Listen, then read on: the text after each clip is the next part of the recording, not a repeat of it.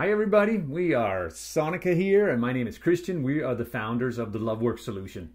Today we're going to be talking about how to deal with an emotionally unavailable partner in a relationship. Yeah, and if you're someone who's thinking about how do I deal with my partner who's being emotionally unavailable, we imagine you're having an experience like not really being, met, not feeling really heard, or like you can't get your message across, or perhaps that person is trying to fix you every time you want to share something. So we can appreciate that that's a tricky situation and natural that you want to change that. Yeah, usually what's underneath, I want you to be more emotionally available, is a desire to be more connected, just more in communion with your partner. Yeah, so we want to offer you some distinctions and some food for thought about this issue of emotionally unavailable partners.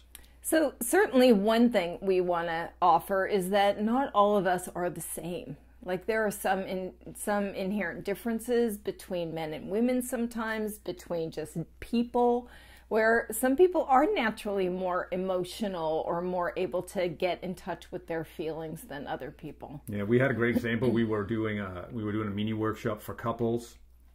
And one couple brought forth the issue where she's very, when you just look at how they look sitting next to each other, how they talk, she appears very vivacious and out there and open and talkative. And he's very stoic to look at. Even in the picture, he hardly moves. And one of their issues was she was saying, I just want to ask questions and get to know how he feels and hear about his everything.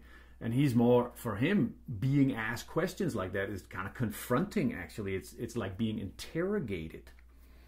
So part of it is allowing for differences. I mean, I just think about my daughter and I, right? We go see the same movie. I'm like crying like crazy and she's not crying, right? She has a different expression of her experience, of her internal experience. Yeah, and it doesn't necessarily mean, like the couple I was just referencing or our daughter, it doesn't mean they don't feel stuff. They don't have emotions, but they access it differently. They express it differently. And with the example I just mentioned, from her point of view, it can look as if he doesn't do emotions. But he totally does. When a space is created, he drops down and shares some really profound stuff, actually. So part of why we're starting with this is because if you have the experience of somebody being emotionally unavailable, if they feel judged, all that's going to do is have them want to clam up even more. Mm-hmm. So part of it is being able to just accept difference and get curious about what those differences might be. Asking questions in a mood of curiosity about what happens for you over there when you watch this movie, for example, or when when this happens in our family, or when I say this and I notice you want to leave the house, like what's your experience in the background? What's happening in your mind? And just asking questions that allow the other person to honestly explore and share with you what's going on, even if it isn't done emotionally. You want to look for the openings for where sharing is happening. Yeah, and another difference that often shows up between men and women, and also just in different personalities, is that this is true for Sonica and I too. Sonica has much quicker access to how she feels, like much quicker. It seems to me when I look at her, it's like it's instant. She just always is tuned into how she feels about stuff. And for me, and I know this is true for a lot of other guys or personality types, is, it's like I kind of have to, it's almost like I have to think about how I feel. It's like I have to pause and focus and tune in. That's the only way I find out. And that sometimes requires a little time. And I understand that from Sonica's point of view, it can look like, what's taken so long? For her, she's always in touch with it. Like, what do you think? Why do you need to think about that? Why don't you just know that? So usually we make up when that's happening in our partners. We're making up that they're either not thinking anything or they're thinking something and they're deliberately withholding it. And so we ask another question that they now have to think about.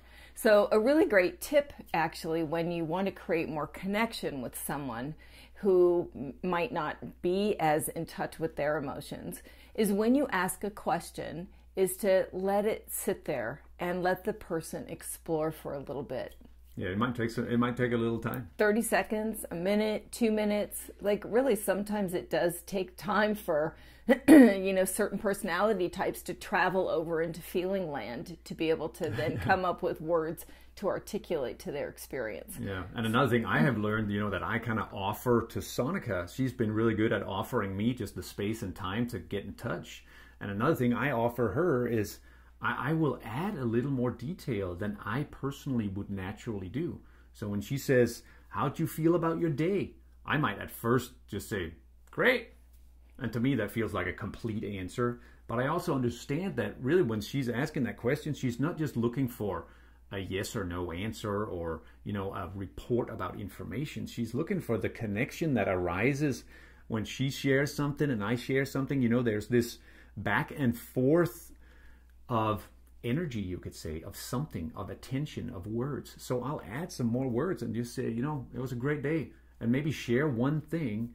I met some guy outside the building I was going into, and I had a really sweet interaction with that person. What's great about communication for women, so this is, and for some men as well, is that when we talk, it releases oxytocin in our brain and has us feel more connected. So when I ask a question like that and Christian takes the time to embellish, right, and we have a back and forth, I'm feeling more and more good because it's releasing this bonding hormone in myself. Even though you might not feel compelled so much on your own to share all of that, right, he kind of does it for me in those instances and for our relationship. Now, I'll say one other piece as well, which is, like, I notice I've talked to a lot of people who have this experience, a lot of women, where if there isn't a lot of talking, we assume disconnection. And one of the things I've really learned being with Christian is to also join him in the silence and to feel our connection in the silence.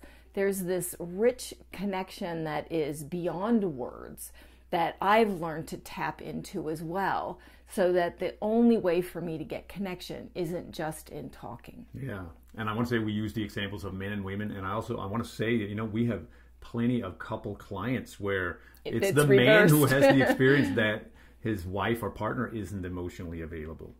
So another thing we'll recommend is, often when we have this experience of being with an emotionally unavailable partner, all of our attention is on what they're not doing and what they're not saying and how they're not being. And it turns into this tug of war where if you're the one who wants more emotional availability, like you end up pulling and pushing and just trying to get him to do it. Right. It's like my attention is all, how can I get you to be more vulnerable? And really our response to that is, how can you be more vulnerable? Often when I am trying to get you to be vulnerable or be more emotionally available or to share more about your feelings, I'm not being in touch with mine, right? Because all my attention is out there. I'm not focused here. So often it can really change things pretty fast for me to get my attention off of you being more emotionally available and focus on how can I be more emotionally available? How can I be more connected to what I'm experiencing and what I'm feeling and share that from this open, vulnerable place? So I'm inviting you into my world rather than, coming in attacking, making you wrong for how you're being, right? When I'm vulnerable, I invite you into my world, and that opens you up to wanting to be able to share more of yourself. Yeah, and I want to acknowledge on the heels of that there there are different degrees of emotional unavailability. It's one thing what we're talking about. Often what's required is for you to find different ways to connect with your partner, to use some of the tips we already shared. And sometimes it's if your partner is someone who's completely stonewalling you, for example, then you might need a different level of intervention. I remember one of the the famous relationship researcher, Dr. Gottman.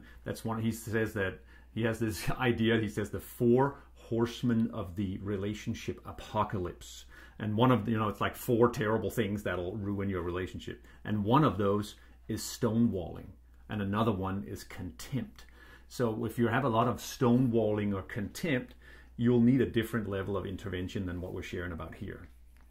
And the last piece we'll offer here is to you know, we have a tendency often to talk about our problems or talk about our issues or talk about how you're emotionally unavailable. And anytime we talk about or we generalize, we take ourselves farther and farther away from the connection that we're really wanting.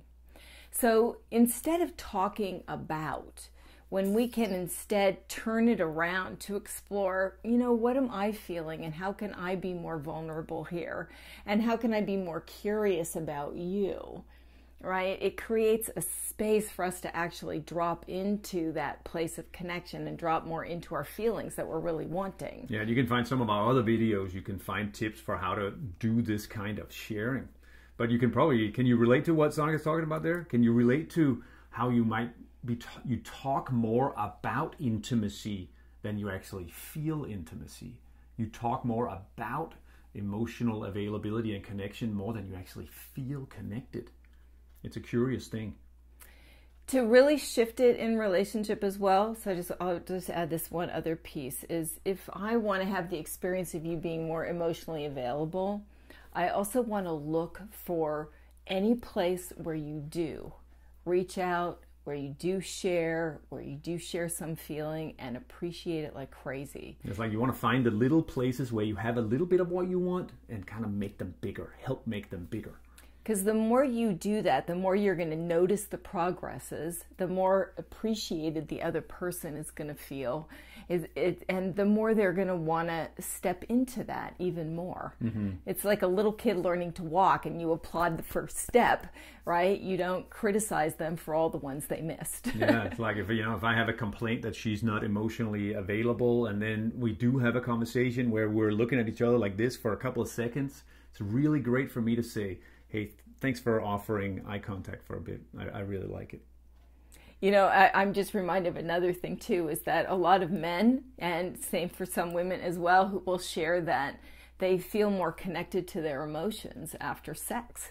Like, you know, you might have heard this thing, right? Women want intimacy before sex. Men want sex before intimacy. And really both are, you know, avenues for us to be able to connect more with each other. And a lot of men have said, and women as well have said, that they feel more in their hearts and more connected to their emotions after they've been physically intimate. So, you know, we have a tendency in this culture to say, well, we should do intimacy before sex. Well, sometimes you can do sex before intimacy as well. They're both avenues to create more connection. Yeah, and this is also topics for other videos, but hopefully you can find a win-win around that, so we take care of both of our respective ways to connect with our emotions and get in our bodies, because it's absolutely valid that we want this experience that our partner is emotionally available, which breeds connection, intimacy, trust, and safety.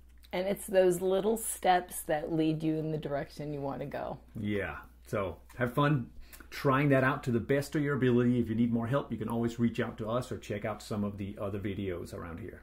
Thanks for being with us.